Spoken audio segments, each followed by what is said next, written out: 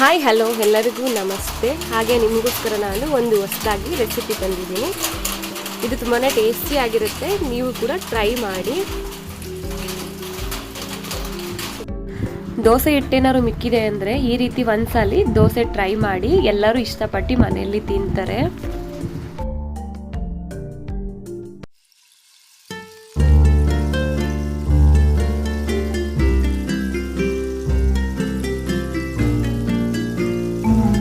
ಮೊದಲಿಗೆ ನಾನಿಲ್ಲಿ ಒಂದು ಪ್ಯಾನ್ ಇಟ್ಕೊಂಡಿದ್ದೀನಿ. ಪ್ಯಾನ್ಗೆ ನಾನಿಲ್ಲಿ ಕೋಕೋನಟ್ ಆಯಿಲ್ ಯೂಸ್ ಮಾಡ್ತಾ ಇದ್ದೀನಿ, ಅಂದರೆ ತೆಂಗಿನ ಎಣ್ಣೆನ ನಾನು ಸೇರಿಸ್ಕೊಂಡಿದ್ದೀನಿ. ನೀವು ಯಾವುದಾದ್ರೂ ಬೇರೆ ಎಣ್ಣೆನೂ ಕೂಡ, ನಾರ್ಮಲ್ ಎಣ್ಣೆನೂ ಕೂಡ ಯೂಸ್ ಮಾಡ್ಬೋದು.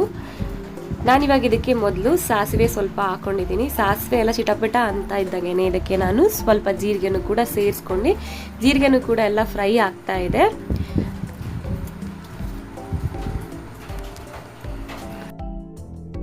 ಜೀರಿಗೆ ಎಲ್ಲ ಫ್ರೈ ಆಗ್ತಾ ಬರ್ತಾ ಇದ್ದಂಗೆ ನಾನಿಲ್ಲಿ ಕಡಲೆಬೇಳೆ ಉದ್ದಿನಬೇಳೆನೂ ಕೂಡ ಸೇರಿಸ್ಕೊಂಡು ಸ್ವಲ್ಪ ಬ್ರೌನ್ ಬರೋವರೆಗೂ ಫ್ರೈ ಮಾಡ್ಕೊತೀನಿ.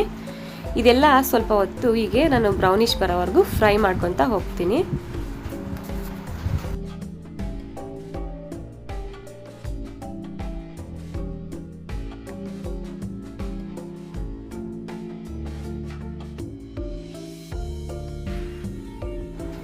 ಇವಾಗ ನೋಡಿ ಇದೆಲ್ಲ ಆಲ್ಮೋಸ್ಟ್ ಫ್ರೈ ಆಗ್ತಾ ಬರ್ತಾ ಇದೆ. ಫ್ರೈ ಆಗ್ತಾ ಇದ್ದಂಗೆ ನಾನಿಲ್ಲಿ ಒಂದು 4 ಹಸಿಮೆಣಸಿನ್ಕಾಯಿನ ಸಣ್ಣದಾಗಿ ಹಚ್ಚಿಟ್ಕೊಂಡಿದ್ದೀನಿ. ನೀವು ಖಾರಕ್ಕೆ ಅನುಗುಣವಾಗಿ ನೀವು ಕೂಡ ಸೇರಿಸ್ಕೋಬೋದು ಎಷ್ಟು ಬೇಕಾದರೂ.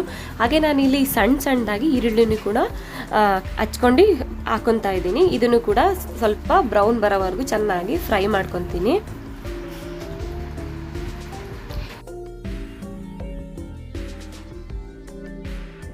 ಸ್ವಲ್ಪ ಈರುಳ್ಳಿ ಎಲ್ಲ ಸಾಫ್ಟ್ ಆಗೋಕ್ಕೋಸ್ಕರ ಇವಾಗಲೇ ನಾನು ಉಪ್ಪನ್ನು ಕೂಡ ರುಚಿಗೆ ತಕ್ಕಷ್ಟು ಸೇರಿಸ್ಕೊತಾ ಇದ್ದೀನಿ. ಏನಪ್ಪ ಇವಳು ದೋಸೆ ಮಾಡ್ತೀನಿ ಅಂತ ಹೇಳ್ಬಿಟ್ಟು ಈ ಥರ ಫ್ರೈ ಮಾಡ್ತಾ ಇದ್ದಾಳೆ ಅಂತ ಹೇಳ್ಕೊತಾ ಇದ್ದೀರಾ? ಇದರಲ್ಲೇ ಇರೋದು ಟ್ವಿಸ್ಟು. ಇದು ತುಂಬಾ ಟೇಸ್ಟ್ ಆಗಿರುತ್ತೆ. ಈ ರೀತಿ ನೀವು ದೋಸೆನ ದೋಸೆ ಹಿಟ್ಟಿಗೆ ಫ್ರೈ ಮಾಡಿ ಹಾಕೋದ್ರಿಂದ ದೋಸೆ ಟೇಸ್ಟ್ ಕೂಡ ತುಂಬಾ ಚೆನ್ನಾಗಿರುತ್ತೆ. ಹಾಗೆ ಇದಕ್ಕೆ ನಾನು 1 ಕ್ಯಾರೆಟು ಮತ್ತು ಸಬ್ಬಕ್ಕಿ ಸೊಪ್ಪನ್ನು ಕೂಡ ಸೇರಿಸ್ಕೊಂಡು ಫ್ರೈ ಮಾಡ್ಕೊತೀನಿ. ನೀವು ಇದಕ್ಕೆ ಕ್ಯಾರೆಟು ಸಬ್ಬಕ್ಕಿ ಸೊಪ್ಪು ಹಾಕ್ಲಿಲ್ಲ ಅಂದ್ರೂ ನಡೆಯುತ್ತೆ, ಹಾಗೆ ಕೂಡ ಮಾಡ್ಬೋದು.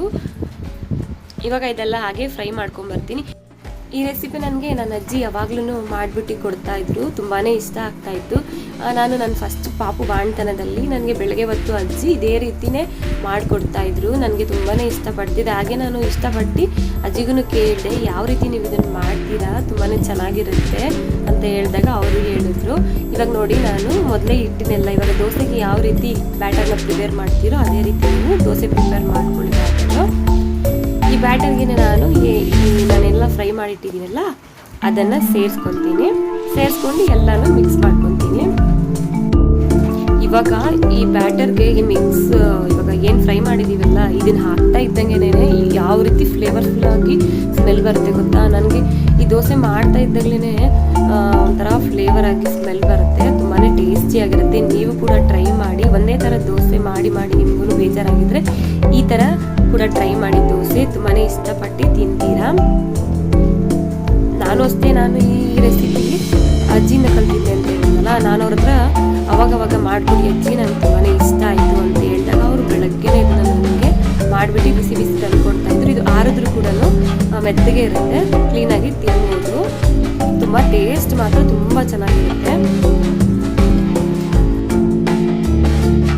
ಇವಾಗ ನಾನು ಒಂದು ದೋಸೆ ತವಾನು ಕೂಡ ಇಟ್ಕೊಂಡಿದ್ದೀನಿ.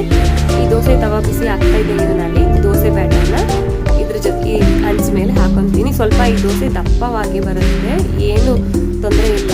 ಬೇಕಾದ್ರೆ ನಿಮಗೆ ಇನ್ನೂ ಸ್ವಲ್ಪ ತೆಳ್ಳಗೆ ಬೇಕು ಅಂದರೆ ಸ್ವಲ್ಪ ನೀರನ್ನ ಸೇರಿಸ್ಕೊಳ್ಳಿ, ಆವಾಗ ಸ್ವಲ್ಪ ತೆಳ್ಳಗೂ ಕೂಡ ಬರುತ್ತೆ. ಇವಾಗ ಒಂದು ಲಿಡ್ನ ಕ್ಲೋಸ್ ಮಾಡ್ಕೊಂಡು ದೋಸೆನ ನೀವು ಪ್ರಿಪೇರ್ ಮಾಡ್ಕೊಳ್ಳಿ. ಹಾಗೆ ಇದಕ್ಕೆ ಏನು ಬೇಡ, ಹಾಗೆ ಕೂಡ ನೀವು ತಿನ್ಬೋದು, ತುಂಬ ಟೇಸ್ಟ್ ಇರುತ್ತೆ. ಹಾಗೆ ನೋಡಿ ಯಾವ ರೀತಿ ಕ್ಲೀನಾಗಿ ಬೇಯ್ದಿದೆ ಅಂತ. ಇದನ್ನು ನಾನಿಲ್ಲಿ ಟರ್ನ್ ಹಾಕೊತೀನಿ. ಎರಡು ಕಡೆನೂ ಕೂಡ ಈವನ್ ಆಗಿ ಸ್ವಲ್ಪ ಬೇಯಿಸ್ಕೊಳ್ಳಿ, ಸ್ವಲ್ಪ ಚೆನ್ನಾಗಿರುತ್ತೆ. ಹಾಗೆ ಯಾಕೆ ತಡ ಮಾಡ್ತೀರಾ, ನೀವು ಕೂಡ ಒಂದ್ಸಲಿ ನೋಡಿದ ತಕ್ಷಣ ಟ್ರೈ ಮಾಡಿ, ನೀವು ಕೂಡ ಇಷ್ಟಪಡ್ತೀರಾ. ಹಾಗೆ ಟ್ರೈ ಮಾಡಿದ್ಮೇಲೆ ಒಂದ್ಸಲಿ ನನಗೆ ಕಮೆಂಟ್ ಮಾಡಿ ಹೇಗಿದೆ ಅಂತ. ಹಾಗೆ ಇನ್ನೊಂದು ದೋಸೆನೂ ಕೂಡ ನಾನು ಹಂಚ ಮೇಲೆ ಹುಯ್ಕೊತೀನಿ. ಹಾಗೆ ದೋಸೆ ಜೊತೆಗೆ ಚಟ್ನಿ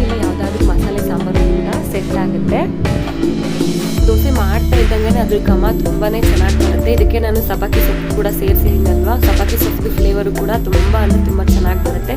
ನಾವಿದು ಫ್ರೈ ಮಾಡಿ ಹಾಕಿರೋದ್ರಿಂದ ದೋಸೆಗೆ ಒಂದು ಒಳ್ಳೆ ಟೇಸ್ಟ್ ಅಂತಲೇ ಹೇಳ್ಬೋದು.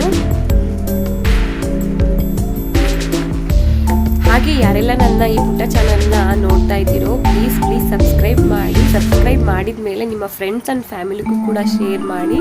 Thank you for watching. Love you all.